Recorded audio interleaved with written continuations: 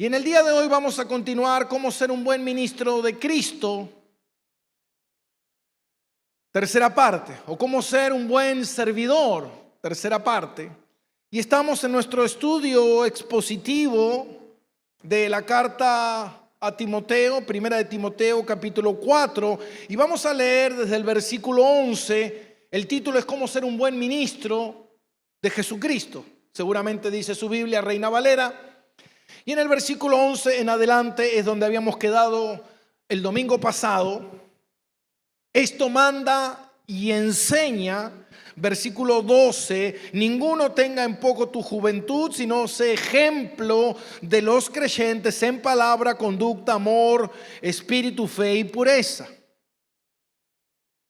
Amén, versículo 13. Entre tanto que voy, ocúpate en la lectura, la exhortación y la enseñanza. No descuides el don que hay en ti, que te fue dado mediante profecía con la imposición de las manos del presbiterio.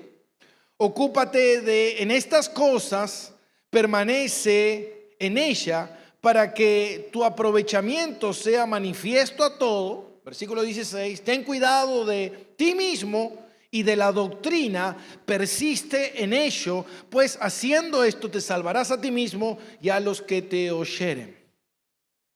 Ahora, esta enseñanza que nosotros pudimos ver desde el versículo 6 hasta el versículo 16 nos dejó una rica enseñanza extraordinaria. Realmente la palabra de Dios es tan edificante, es tan viva, tan transformadora para nuestra vida. Cuando realmente nosotros tenemos hambre de la palabra de Dios, realmente esto cambia nuestra vida. Pero es muy importante que nosotros entendamos, como dice la palabra de Dios en Romanos capítulo 15, versículo 4, dice, porque las cosas que se escribieron antes para nuestra enseñanza se escribieron. Pablo está diciendo que todas las cosas que se escribieron en la Biblia, en las Escrituras, son ¿para qué? Para mi enseñanza, para mi edificación. Esta carta que Pablo le escribe a Timoteo, uno pudiera decir, bueno, pero es una carta a Timoteo, Timoteo ya murió. ¿Qué efecto tiene esto en mi vida? No, que la Biblia, como leía el hermano Eliel hace un rato, toda la palabra de Dios es útil. ¿Por qué? Porque toda la palabra de Dios es inspirada por Dios. La Biblia dice que ningún hombre escribió en la Biblia por voluntad propia, sino por inspiración del Espíritu Santo. Todo lo que está escrito aquí es para mí. Esta Biblia, hermano, que usted tiene, es la palabra de Dios, ¿está entendiendo? La palabra de Dios para usted. Es Dios hablándole a usted. Muchas veces la gente dice, yo quiero que Dios me hable, pastor. Y como decía un gran predicador, lee la Biblia en voz alta. ¿Tú necesitas que Dios te hable más? Cuando termines de leer la Biblia y de entenderla, Dios te hablará. Amén. Entonces muchas veces uno dice, pero yo quiero que Dios me hable. Dios ya te habló, porque todo lo que habló Él en su palabra es universal para todos sus hijos. Yo cada día que leo la Biblia, nunca la leo de manera en que simplemente esté leyendo información, sino que cada día que leo, yo en este momento estoy leyendo el Evangelio según San Lucas, y también todas las mañanas hago un devocional con los salmos. Pero cada vez que leo los salmos a la mañana, leo uno o dos salmos e intento de meditar en ese salmo. ¿Qué es lo que Dios me está enseñando? ¿Qué es lo que Dios? Y ¿sabe qué, mi hermano? Yo cuando salgo a hacer mis cosas, siempre reflexiono y digo, y siempre me dejan una enseñanza. Una palabra que te resuena en el alma. Es Dios hablándote a través de esa palabra. Como dice el Salmo 24, la tierra y su plenitud son de Jehová, y todos los habitantes de ella. Entonces, cuando uno empieza a reflexionar en eso y se da cuenta de que la tierra y su plenitud son de Dios. Todo es de Dios, nada es mío. Entonces tú empiezas a reflexionar de que, como muchas veces la gente dice, no, tengo miedo, pastora, que pierda el control, que algo en mi vida pase. Hermano, usted nunca estuvo en control. Dios está en control. Lo que pasa es que usted cree que está en control. Usted cree que puede ir y hacer esto, usted cree que puede ir a hacer lo otro, pero es mentira. Dios es el que está en control, usted no está en control. Todo es de Él, todo es su soberanía. Entonces nosotros tenemos que entender que cuando Dios nos está hablando a través de su palabra es viva y Él nos está hablando a nosotros. Por eso en el día de hoy, mi hermano, usted debe entender la importancia que tiene la palabra de Dios. La importancia que eso tiene. Y dice en Deuteronomio, capítulo 6, versículo 6, mire. Dice en Deuteronomio, capítulo 6, versículo 6, dice, y estas palabras, ¿qué palabras? Esta, la Biblia. Y estas palabras que yo te mando hoy estarán sobre tu corazón. Y las repetirás a tus hijos y hablarás de ellas estando en tu casa, andando por el camino, al acostarte, cuando te levantes. Las atarás como una señal en tu mano. Mira lo que Dios le está diciendo. Esta palabra, la palabra de Dios, estará sobre tu corazón. ¿Y sabe lo que significa eso, sobre tu corazón? Que será la palabra más importante que tú tienes que oír. Será la palabra que te va a formar. Será la palabra que te cambiará la vida. Será la palabra que te ayudará a caminar en rectitud, en obediencia, en santidad. Si tú la meditas, si tú la tienes en tu corazón, si tú piensas en ello. Mira, Dios no te dice, piensa en otra cosa. Dios no te dice, mira, vive por otra cosa. Dios le dijo a Josué en Josué capítulo 1, le dice, Josué, meditarás en este libro día y noche. ¿Y sabes lo que le estaba diciendo Dios a Josué? Josué, tú serás el líder de la nación. Tú serás el hombre que guiará al pueblo. Pero no le dijo, mira, ocúpate de tener buena relación con los países vecinos. Ocúpate de que haya dinero en el banco. Ocúpate de que la política de la nación esté. No, le dijo, ocúpate de mi palabra. Porque ella formará en tu vida, en tu corazón, la manera en que tú andarás en esta vida y te irá bien. Hermano, Dios está comprometido con su palabra. El mundo dice, el mundo pasará, pero su palabra no. La palabra de Dios es lo más importante. Dice que Dios por su palabra creó el mundo. Imagínese. Y nosotros es a lo que menos le damos importancia. Por eso es importante que un buen servidor, un buen predicador tenga responsabilidad por la palabra. El día de hoy, yo justamente ayer estaba en casa y preparé en casa las prédicas. Imagínense, todas las prédicas que predicamos acá en la iglesia desde el día 1. Escuche bien lo que le voy a decir. Usted pregúntele a cualquier pastor y dígale, pastor, ¿qué predicó en el año 2015 ese domingo? ¿Qué predicó? Y te podrá decir, la Biblia. No. Quiero que me sea específico. ¿Qué habló exactamente? Eso es irresponsabilidad. Yo en casa tengo todas las prédicas que se predicaron desde el primer día que se abrió la iglesia. Todas. Y son cientos y cientos de anotaciones como estas. Y las iba a traer hoy, pero justo tuvimos que ir a buscar unos hermanos y ocupaba mucho lugar para traerlas. pero son muchísimas. Yo gasto alrededor de 3 cuadernos de esto por año. Pero usted abre un cuaderno de esto, ponele que traje es del 2013. Imagínese, 2013, estamos 21, 8 años. Y usted puede ver aquí en este cuaderno: tiempo de hacer lo que debo, refugio para el alma, tiempo de obedecer, primera parte, familias sólidas, no hagas lo que tú quieres, Espíritu Santo y fuego, venga tu reino, descubre tu potencial, suenan las trompetas, levanta un altar, zona restringida. Esos son los títulos. Prisioneros del alma. Prisioneros del alma 2. Marca la diferencia, segunda parte. Domingo de Pascua. Escucha la voz de Dios. Aflicción de Ana. Restricción total. Generación escondida. Vida con propósito. Cada domingo está anotado. Cada cosa que hemos hablado. Cada cosa que se ha predicado.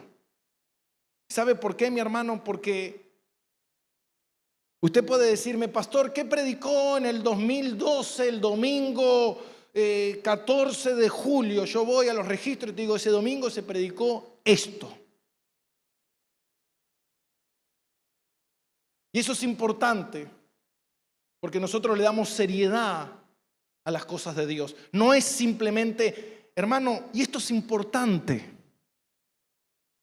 Usted sabe que a mí muchas veces la gente me dice: pastor, ¿por qué no tiene grupo de alabanza? ¿Cómo que no tenemos grupo de alabanza? Usted porque no lo ve. Pero el grupo de alabanza es usted. Yo hace un rato los escuchaba a ustedes cantar a Dios. Ahora, no, yo quiero un grupo acá arriba. No, usted lo que quiere es un show para entretenerse. ¿Se da cuenta? ¿Cuál es la diferencia de que yo pase una pista de alguien que está cantando y usted siga la letra, a que hay alguien acá arriba tocando y haciendo show? A usted le gusta ver. ¿Se da cuenta? A mí me atrapa ver que alguien está haciendo algo y yo entretenerme en la mente. Ahora, siempre en la iglesia, nunca en la iglesia hubo grupo de alabanza. En la iglesia siempre se cantó, toda la vida se cantaron los salmos. Y se decía: bueno, vamos a cantar el salmo número 79, y todos cantaban al mismo tiempo una alabanza a Dios. ¿Se da cuenta? Eso era. Pero hoy hemos modernizado tanto la iglesia que hoy hemos metido las cosas del mundo dentro de la iglesia y creemos que eso es la iglesia, pero eso no es la iglesia. Porque nosotros no tenemos que hacer una iglesia a mi parecer o como todo el mundo la hace. No, yo tengo que hacer una iglesia según la palabra de Dios. Yo tengo que ser un cristiano según la palabra de Dios. ¿Se da cuenta? No, lo que pasa es que yo canto a Dios cuando hay un grupo de alabanza porque a mí me gusta, me entretiene. No, usted tiene que cantar a Dios si no hay nada. Usted tiene que cantar a Dios porque usted está agradecido a Dios. Eso tiene que salir de adentro de su corazón, ¿se da cuenta? Pero ¿sabe qué, mi hermano? Somos tan inmaduros que no hemos entendido la palabra de Dios. Y ¿sabe qué? Lo que nosotros necesitamos es entender la palabra de Dios. Por eso, el punto número 7, Pablo le dice a Timoteo: esto manda y enseña. Lo que nosotros veníamos viendo. Esto manda y enseña. Ya lo vimos la semana pasada. Esto tiene que ver con lo que hablábamos recién. Enseñar que la palabra de Dios, mandar que es una orden militar. Está diciendo: esto obliga a los hermanos. Transfiérele esta verdad, no otra. Es importante que los hermanos entiendan que esto es un mandato de Dios, no es una sugerencia. Nosotros tenemos que entender cuándo es un mandato de Dios dentro de la Biblia, y esto es un mandato apostólico que Dios le da al apóstol Pablo para todos nosotros. Esto manda y enseña. Tu vida tiene que enseñar ¿qué? ¿Qué enseñas? ¿Qué enseñas? Entonces dice en el versículo 12, ninguno tenga en poco tu juventud, sino sé ejemplo de los creyentes en palabra, conducta, amor, espíritu, fe y pureza. Esto manda y enseña, punto número 8, sé ejemplo. La semana pasada quedamos con eso, sé ejemplo. Que nadie menosprecie tu juventud, al contrario, que los creyentes vean en ti un ejemplo a seguir. Pablo le dice a Timoteo, Timoteo, la vida de un cristiano debe ser un ejemplo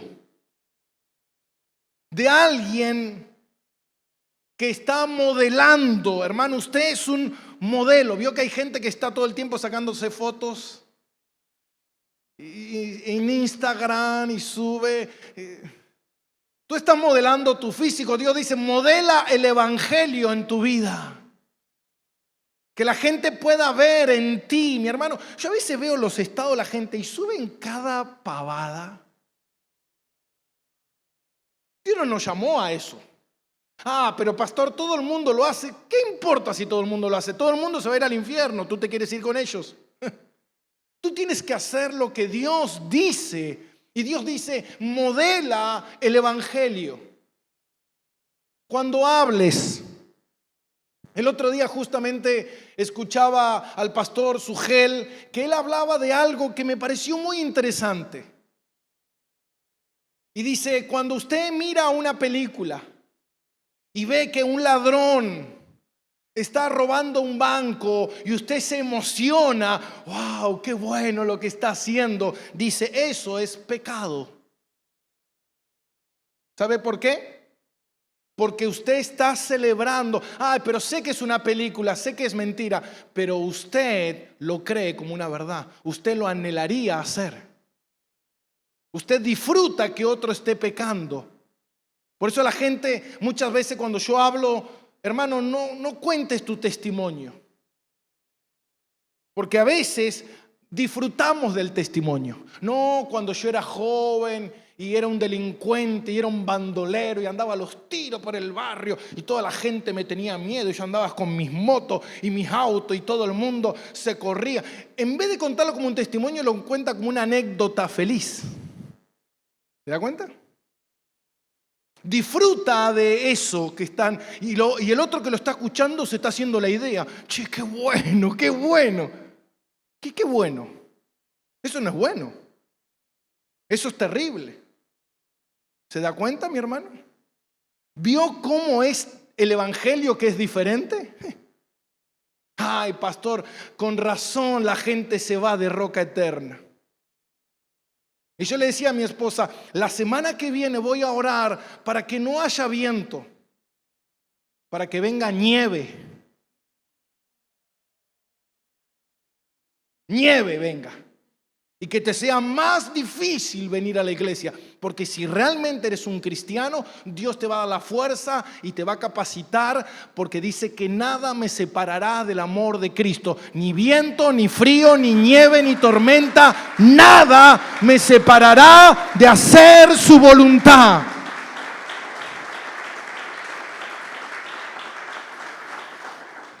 En Romanos capítulo 12, versículo 2, en la Nueva Versión Internacional, le dije que le íbamos a usar, dice, no se amolden al mundo actual, sino sean transformados mediante la renovación de su mente. Pablo dice, no seas como el mundo es, porque tú fuiste llamado del mundo, pero para pertenecer al mundo de Dios, al mundo celestial. No a este mundo. Tú no eres, dice la Biblia, tú no eres de este mundo. Hermano, muchas veces la gente dice, no, porque yo soy argentino. Tú eres argentino, buenísimo. Yo no soy argentino. Yo soy cristiano. Y mi ciudadanía está en el cielo. Mi documento dice el cielo. Amén. Esa es mi dirección. Ahora, si tú no eres así, no, porque yo soy muy patriota, quédate con tu patria. Porque tu patria será acabada. Dice, sé ejemplo. La palabra ejemplo proviene del original griego que significa tupus, que significa norma. Es una norma. Sé una norma donde todos puedan seguirte. También se traduce como marca. Sé una marca. Vio que hay mucha gente que dice, no, yo si no uso la marca Nike o si no uso la marca Adidas, y lleva esa marca. ¿Se da cuenta? Entonces ser un ejemplo es una marca que la gente adopta. Amén. Llevar esa marca, soy un cristiano, estoy modelando el evangelio, estoy viviendo el evangelio. Y esto es muy importante, ¿por qué? Porque el cristiano tiene el mensaje más poderoso que dar. Y el mensaje más poderoso que un cristiano da es el poder del ejemplo. El poder del ejemplo es el mensaje más importante que nosotros tenemos que dar. Ahora, ¿sabe qué, mi hermano? Yo aquí escribí algo, anoté algo. Mis mayores dolores en la vida los recibí de personas que eran un mal ejemplo en el Evangelio de Jesucristo. Mis mayores dolores no me lo dio gente que era mundana, sino me lo dio gente que decía que era cristiana. ¿Se da cuenta? Hoy en día, muchos cristianos, yo creo que es difícil encontrar un cristiano. Por eso yo siempre le digo al hermano Jorge, porque él me dice, no, porque el hermano fulano, no, porque el hermano mengano. Y yo le digo, ¿qué hermano? Él es hermano de todos, ¿viste? Yo le digo, ¿qué hermano? No, aquel que vino una vez a la iglesia, no, ahora ya está apartado, anda robando ya bancos por ahí. Ese no es mi hermano, le dije yo. Será el tuyo, pero el mío no es. Le digo, no porque vengan a la iglesia, es un hermano. No porque diga Jesús, Jesús es un hermano. No todo el que diga Señor, Señor entrará en el reino de los cielos. Amén. Yo debo conocer a un hermano según sus frutos, porque esa persona da evidencia de que verdaderamente está Cristo en él. No, pastor, lo que pasa que a mí me dijo Jesús que haga tal cosa. Ese no es hermano, porque Jesús no habla así. Jesús habla a través de la Biblia. El otro día escuchaba un caso, imagínense, un hombre homosexual que se casó con otro hombre y le dijo al pastor, le dijo, Dios me dijo que sea homosexual y que él está de acuerdo en mi matrimonio. ¿Qué le puede decir usted? Pero le dijo Dios. Ahora la pregunta es, ¿qué Dios te dijo? Porque el Dios de la Biblia no habla así y no habla. El Dios de la Biblia ya habló en la Biblia. ¿Y la Biblia qué dice? Que Dios aborrece la homosexualidad. Hasta aborrece a alguien que es afeminado. Vio que muchas veces la gente dice, no, lo que pasa es que la Biblia dice que Dios aborrece el pecado, pero ama al pecador. ¿Usted cree que Dios ama al pecador? ¿Cuántos creen que Dios ama al pecador? Está bien aprendido usted. Porque en realidad es mentira eso. Dios aborrece al pecador, dice la Biblia. ¿Se da cuenta cómo la gente tuerce las cosas? No, pero dice la palabra en Juan 3:16 que de tal manera amó Dios al mundo que entregó. Sí, Dios es un Dios amoroso y envió a su Hijo a salvar a todos los que Dios había escogido. Pero Dios no ama al pecador. Dios aborrece al pecador. ¿Se da cuenta? Amén. Entonces, pastor, ¿por qué Dios me salvó a mí? Dios te salvó a ti porque Dios es un Dios de amor y Él aplicó gracia y misericordia. Dice la Biblia que a Dios le molesta el pecado y le molesta a los que practican el pecado. Entonces se da cuenta como muchas veces nosotros torcemos la palabra de Dios a nuestra conveniencia como nosotros queremos. El poder del ejemplo es que Dios le dice a Timoteo, sé ejemplo en palabra. ¿Qué es esto? En palabra, en todo lo que tú hables. Como yo siempre le digo, de la abundancia del corazón habla la boca.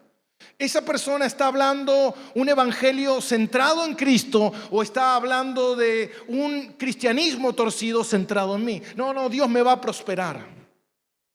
No, Dios me va a bendecir. Imagínese esto. Yo hoy le decía a los hermanos, nosotros cometemos muchos errores.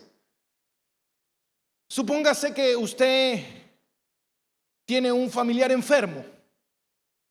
¿Cómo oraría usted por ese familiar enfermo? Usted iría y le diría: Dios, sana a mi familiar enfermo. Pero la Biblia dice en Santiago que nosotros oramos mal porque no sabemos cómo orar. ¿Y qué quiero decir con esto? Usted no sabe realmente los propósitos y los planes de Dios. Supóngase que esta persona que está enferma, Dios quiere usar esa enfermedad para santificar a la persona. Dios quiere usar esta enfermedad para que esa persona sea más piadosa. Dios quiere usar esa enfermedad para llevarla a su presencia. Y usted le está diciendo a Dios: Señor, quita esa enfermedad porque no quiero que mi familiar se enferme. Entonces usted está orando mal. ¿Se da cuenta?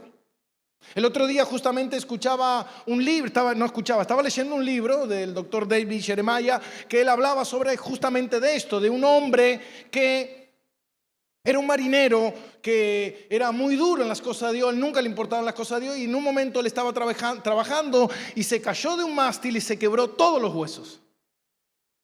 Y en su convalecencia este hombre nunca se recuperó, quedó postrado en una cama, lisiado. Y dice que un día él estaba aburrido y en ese aburrimiento empezó a leer la Biblia. Y dice que cuando empezó a leer la Biblia conoció a Dios y nació de nuevo. Imagínense. Y a partir de ahí dice: ¿de qué manera yo puedo ayudar a Dios? Y dice que este hombre empezó a fabricar prótesis para los chicos que no podían comprarla. Para resumir en todo esto, el hombre se convirtió en uno de los mayores proveedores de prótesis, y abrieron comedores y escuelas y fundaciones para chicos sin hogar, y en todo el país fue una obra extraordinaria a través de un hombre lisiado. Usted pudiera haber dicho: Dios, ¿por qué permitiste esto? ¿Se da cuenta? Después contaba el caso de un misionero que en un momento dice que este misionero, su misión era ir a la India y traducir la Biblia en varios lenguajes de varias tribus y fundar una imprenta. Y dice que después de 10 años de mucho trabajo pudo levantar la imprenta y pudo hacer la primera traducción y armar las primeras Biblias. Y dice que un día este hombre estaba predicando en una iglesia y le avisaron que la imprenta se había prendido fuego y que todo se había perdido. Este hombre quedó devastado diciendo: Dios, ¿por qué? Estábamos haciendo tu obra. ¿Y sabe qué, mi hermano? Dice que en ese momento esa información llegó a la nación de Inglaterra, y toda la nación de Inglaterra fue conmovida por lo que a este hombre le pasó. Dice que se juntaron tanta cantidad de fondos y misioneros fueron a la India que no se levantó solamente esa imprenta, se levantaron 10 imprentas y tradujeron más de 40 idiomas la Biblia, y se hizo una obra extraordinaria. Lo que el hombre podía hacer fue limitado. Dios se lo prendió fuego y Dios le mostró el poder de lo que él puede hacer. ¿Se da cuenta? ¿Se da cuenta que muchas veces nosotros oramos y oramos mal? Por eso la Biblia dice: hágase tu voluntad. Yo no sé, Dios, qué es lo que estás haciendo, pero lo que sí sé es que tú tienes poder y que tú tienes control y que tú estás obrando a favor de nuestras vidas. ¿Qué clase de ejemplo eres? Sé ejemplo. ¿Le dices a la gente que se tiene que congregar? ¿Cuánto le dicen a la gente que se tiene que congregar? Todos, ¿amén? La pregunta es: ¿me congrego? Le digo a la gente que tiene que creer en Dios, pero cuando tengo problemas no creo en Dios. Le digo a la gente que tiene que diezmar, pero yo no diezmo. ¿Se da cuenta? Dice la palabra de Dios en Filipenses capítulo 3, versículo 17. 3, versículo 17, Filipenses capítulo 3, versículo 17. Pablo dice: hermanos, sed imitadores ¿de quién? De mí. Y mirad a los que así se conducen según el ejemplo que tenéis en vosotros. Pablo dice: sean imitadores de mí. Digo, qué increíble poder decir: imítame en esto. Amén. Sé ejemplo en palabra, sé ejemplo en la conducta. En la conducta dice en primera de Pedro 1:15, sé santo en toda tu manera de vivir. No sé santo en la iglesia, sino sé santo en toda tu manera de vivir. Sé santo en lo que miras, sé santo en lo que hablas, sé santo en tus relaciones, sé santo en cómo te comportas. Amén. No, lo que pasa es que yo quiero ser buena onda con los pibes del barrio, entonces me siento con ellos y tomamos unas birras y nos vamos de boca y empezamos a decir malas palabras y empiezo a decir grosería y le chiflo a las chicas. Eso no es de Dios, eso no es santo. No, lo que pasa es que yo los quiero ganar para Cristo. Mira, hermano, el que los gana es Cristo, no tú. Tú tienes que ser fiel a Dios y dejar que Dios sea el que haga la obra. Amén. A través de tu vida de fidelidad. En amor, primera de Juan capítulo 4, versículo 20. Si alguno dice que yo amo a Dios, pero aborrece a su hermano, es mentiroso. Amén. ¿Sabe cuánta gente, hermano, yo escucho que ama a Dios, pero se levantaron de esta iglesia y dañaron esta iglesia? ¿Y dañaron a los hermanos de esta iglesia? ¿Eso es amor? Eso no es amor. ¿Quién se mete en una iglesia a dañar a la gente de esa iglesia? Nosotros acá jamás le enseñamos a alguien: mira, hermano, vete a una iglesia y daña esa iglesia, divide esa iglesia, destruye esa iglesia. No, hermano. Porque eso no es amor.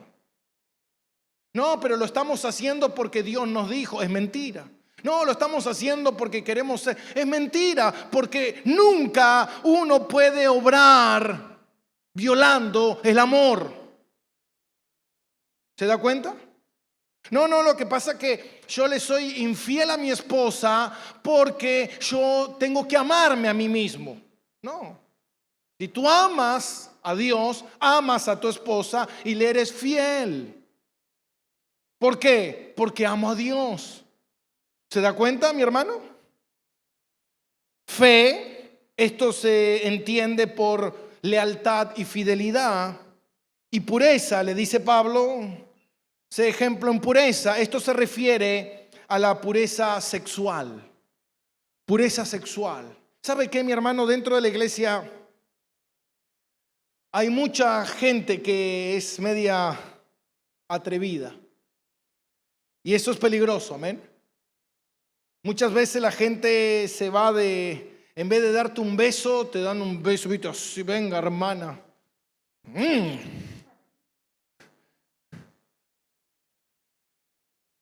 Un verdadero cristiano es alguien que respeta a las mujeres. Yo me acuerdo cuando estábamos de novio con mi esposa, en nuestra iglesia había un hermano, me acuerdo que siempre iba y le llevaba regalos a las chicas, bonobones y cosas, ¿no? Entonces un día viene, era mi novia, Diana, y yo le digo: pero ¿por qué este hermano hace eso? Yo lo observaba y dice ella: no, porque me quiere como un padre. Es una nena, dijo. Y yo le digo: mira, me parece que este hombre es un atrevido, que es diferente. Porque de eso está lleno, hermano. De gente que se aprovecha, gente que no trata con respeto a la otra persona. Amén. Y el punto número 9, está en el versículo 13.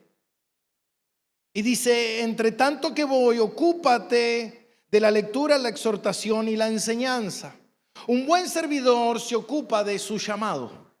Un buen hijo de Dios se ocupa de su llamado. La pregunta es, ¿tienes un llamado? ¿Qué cree usted? Todos tenemos un llamado.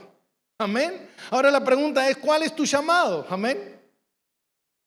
A mí me gusta mucho el llamado de Ana, la compañera del sacerdote Simón que recibió a Jesús cuando Jesús fue entregado. Dice que Ana era una mujer anciana, tenía más de 100 años y había dedicado su vida al servicio a Dios. Y el servicio a Dios era en la oración. Wow. Pastor, yo no quiero ese servicio. Amén. Tal vez Dios te llamó a servir. ¿En qué área? A sembrar, a ayudar, a fortalecer a alguien, a evangelizar. Pero todos tenemos un llamado. Ahora la pregunta es, ¿estás ocupándote de tu llamado? Hermano, escuche bien esto, por favor.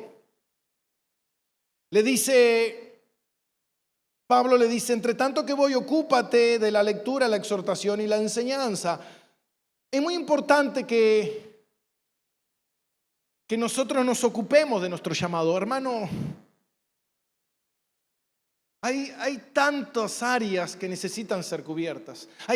Se necesita gente que enseñe la palabra de Dios. ¿Te estás preparando para la enseñanza? ¿Estás estudiando? ¿Estás dedicándole tiempo a tu preparación? Hermano, yo quiero ser pastor. Bueno, hermano, tú quieres ser pastor, estás estudiando, te estás preparando. ¿Qué estás haciendo para ser un buen ministro? No, yo quiero servir a Dios. Bueno, yo quiero servir en la música. Bueno, sirve. ¿Estás estudiando? ¿Estás yendo a algún seminario a hacer un estudio de música y te estás preparando para ser un buen músico? Amén.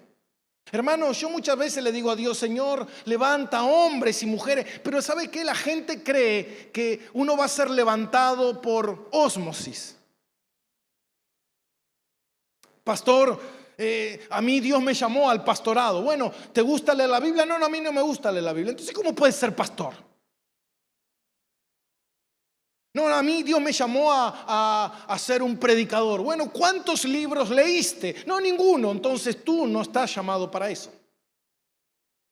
Una persona, hermano, que no leyó la Biblia, escuche, no, pero es que Dios te pondrá palabra en la boca. Eso es mentira. No te engañes. No, a mí Dios me llamó a predicar. Bueno, ¿cuántas veces leíste la Biblia? ¿Entendiste las doctrinas esenciales del Evangelio? No. Entonces, ¿qué predicas? ¿Qué predicas? No, es que yo motivo a los hermanos. Eso no es predicar. Amén. Entonces, una persona que no se prepara, una persona que no estudia, es una persona que no se está ocupando de su llamado. Amén. Y le dice, ocúpate en la exhortación, en la lectura y en la enseñanza. Esto es la lectura de la Biblia, la exhortación está hablando de animar a los hermanos, exhortar a los hermanos, y la enseñanza está hablando de la explicación. Hay mucha gente que te dice un versículo bíblico, pero no te lo puede explicar. Explícame el versículo bíblico. ¿Qué quiere decir eso? ¿Qué significa eso? ¿Y sabe qué, mi hermano? No lo pueden explicar. Punto número 10, versículo 14. No descuides el don que hay en ti. No descuides el don que hay en ti, en tanto... No descuides el don que hay en ti, que te fue dado mediante la profecía con la imposición de las manos del presbiterio. Esto es, no descuides tu llamado. Amén. No descuides el llamado. Atiende el llamado. Edifícate en tu vida cristiana. ¿Qué clase de cristiano estás siendo? Estoy siendo un cristiano que, ¿sabe, hermano, para qué Dios entregó los dones? Dones fueron entregados para la edificación de la iglesia. La pregunta es, escuche bien esto. ¿De qué manera yo estoy edificando el cuerpo de Cristo? ¿De qué manera? ¿Qué colaboración yo tengo en el cuerpo de Cristo? ¿Qué hago yo para ayudar al cuerpo de Cristo? ¿Cómo colaboro con eso? ¿Y sabe qué, mi hermano? Muchas veces nosotros descuidamos nuestro llamado, no atendemos nuestro llamado, no nos ocupamos de nuestro llamado y no edificamos en la iglesia en la cual servimos. Punto número 11, versículo 15. Ocúpate en estas cosas, permanece en ella, para que tu aprovechamiento sea manifiesto a todos. Y acá quiero quedarme por un momento, unos minutos. Escuche bien. Ocúpate en estas cosas. ¿En qué cosas? En todas las cosas que te dije que tienes que hacer. Tener una vida piadosa, una vida en santidad, una vida de buena conducta, una vida de crecimiento, una vida de lectura de la palabra, una vida de centrar tu vida en el evangelio. Permanece en ella. Estate involucrado. Métete en el evangelio. Para que tu aprovechamiento sea manifiesto a todos. Y esto es lo que quiero hablar por un momento. Sea manifiesto a todos tu aprovechamiento, tu crecimiento. Escuche bien esto. Yo no sé cuándo, pero dentro de poco estaré hablando de los 5 puntos del calvinismo. Usted me estará mirando diciendo, pastor, ¿qué es eso? Nos falta un poco de estudio. Los 5 puntos del calvinismo son los 5 puntos o los 5 pilares de la reforma, la base esencial del cristianismo. Son 5 puntos que se discutieron en Westminster y se trató ese tratado de los 5 puntos esenciales de una vida cristiana. Y uno de esos puntos es este. Escuche. Uno de esos puntos es la perseverancia de los santos. Escuche bien. La perseverancia de los santos. ¿Qué significa esto? Significa que cualquier cristiano que realmente es nacido de nuevo y que Dios lo ha salvado, tiene que crecer espiritualmente. Si la persona, escuche, esto se trató, esto es el fundamento de los 5 pilares del calvinismo. Calvino no lo hizo esto, pero sí se introdujo como una enseñanza bíblica fundamental del evangelio, que una persona que es cristiana es imposible que el Espíritu Santo no lo lleve al crecimiento espiritual. Si una persona es cristiana y no crece espiritualmente, es porque realmente no es ¿qué? Cristiana. Amén. Entonces fíjate una cosa, dice en Filipenses capítulo 1 versículo 6, dice, estamos persuadidos de esto, estoy convencido, dice Pablo, esto es así, estamos convencidos de esto, que el que comenzó en vosotros la buena obra, la perfeccionará hasta el día de Jesucristo. Un cristiano, y esto se lo conoce como la santificación progresiva. Amén. Usted va en crecimiento en santidad. Usted va en crecimiento en comunión. Usted va en crecimiento en conocimiento de las doctrinas esenciales de Dios. Usted va en crecimiento en búsqueda de Dios. Hermano, no, esta persona hace 5 años está apartado, está frío, pues es cristiano. No es cristiano.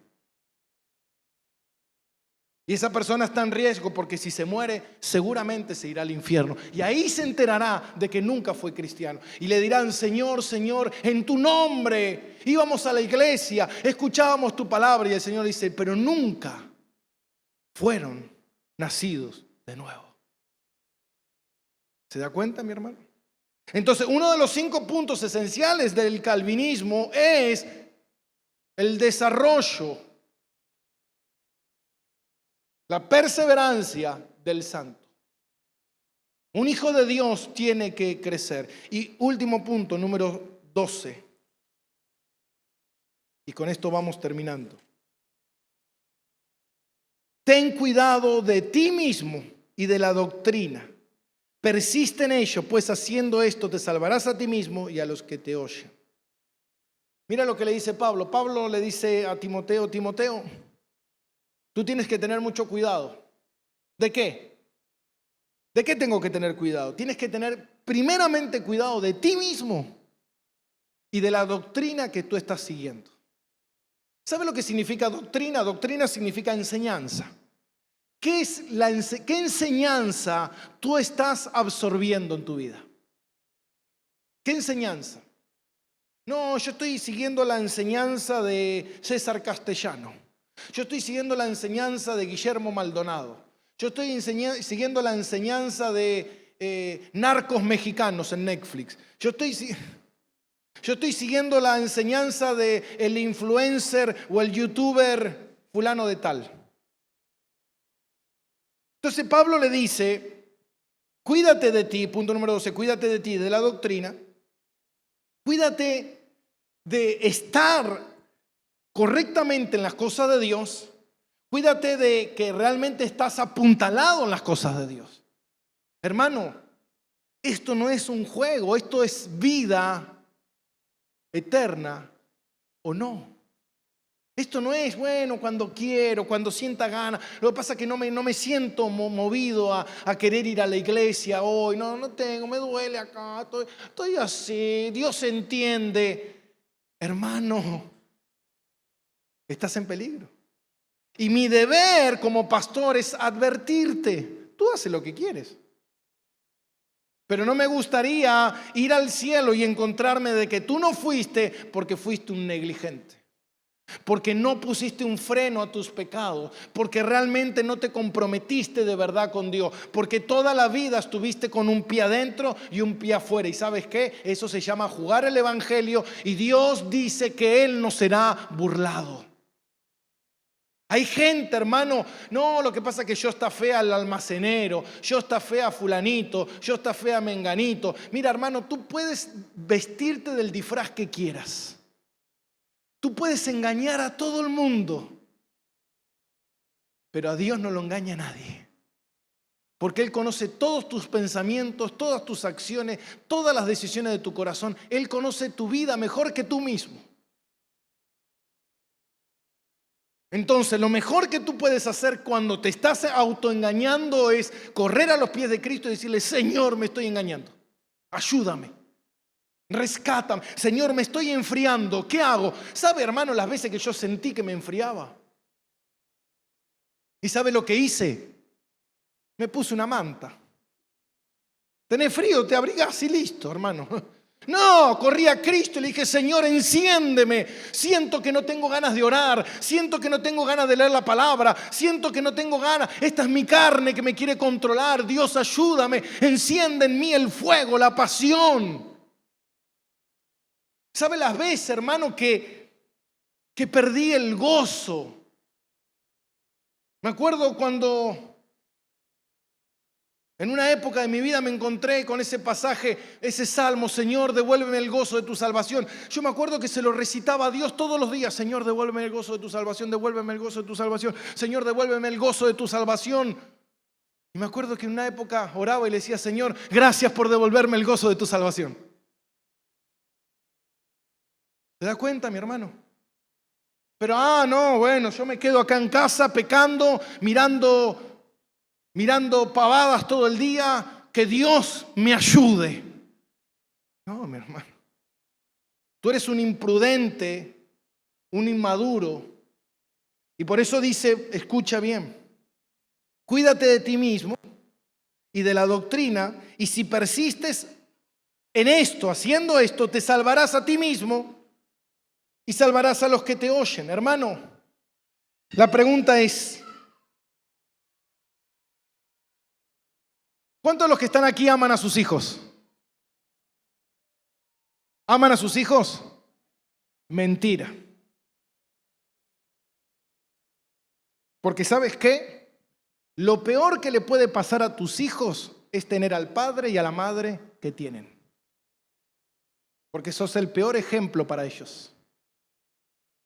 Porque si los amaras, fueras un buen ejemplo para ellos. Te cuidarías en tu manera de hablar, te cuidarías en las cosas que miras, cambiarías para ser un buen ejemplo para ellos. Pero ni siquiera te preocupas por cambiar. No te interesa cambiar. ¿Y sabes qué? Tú estás condenando a tus hijos. Porque tu deber y tu obligación, como leímos en Deuteronomio capítulo 6, y esto harás y le enseñarás y le transmitirás a tus hijos todas estas enseñanzas. La pregunta es, ¿se las estás enseñando?